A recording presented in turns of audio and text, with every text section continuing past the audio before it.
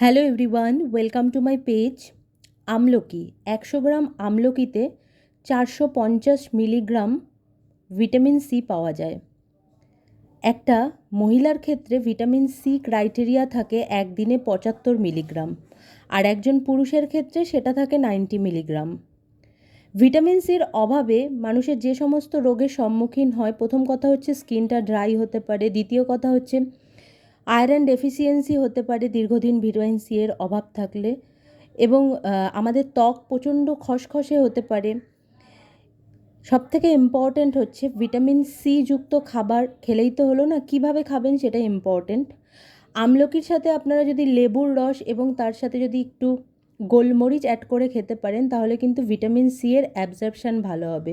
তার পাশাপাশি কিন্তু আয়রন অ্যাবজর্পশানও বাড়বে, অল ওভার আপনার শরীরে মাইক্রোনিউট্রিশনের অ্যাবজর্পশান বাড়বে।